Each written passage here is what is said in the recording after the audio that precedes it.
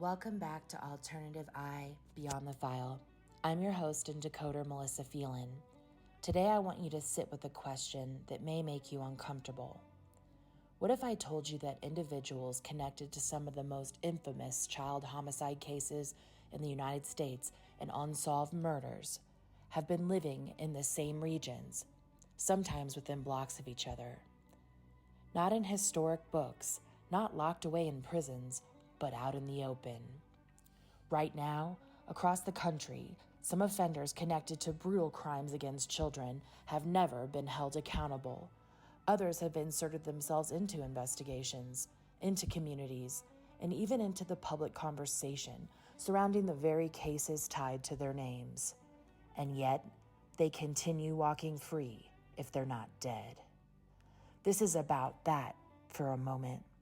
Imagine discovering that someone linked to one of the most disturbing crimes imaginable is living down the street from you, maybe across the road, maybe operating a business, maybe sitting in the same public places where families gather every day. It sounds impossible, but patterns are starting to emerge. Why are individuals linked to multiple notorious cases appearing in the same geographic areas?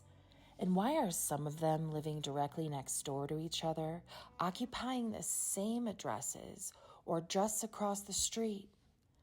Why do their homes, workplaces, and properties appear again and again in proximity to known abduction sites? And perhaps the most troubling question of all, how many times have details been offered to these individuals only for cases to suddenly stall, disappear, or be quietly dropped? These are the questions that deserve answers. Here at Alternative I, our investigative task force that spans globally, working with analysts and collaborators connected to federal, state, and international networks, has begun examining these cases through a completely different lens. Not isolated tragedies, but as pieces of a larger map. Witnesses are still alive, survivors are speaking, and information that has once lived in separate files is beginning to align in ways that cannot easily be ignored. For decades, many of these cases have lived in the shadows of uncertainty, families waiting, communities moved on, and the silence continued. But the silence has a strange property even if it cracks. Many of the faces on your screen you saw today you will recognize immediately. These are not just photographs. These are our children. These are our people.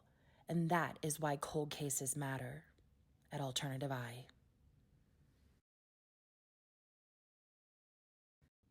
Welcome back to Alternative I Beyond the File.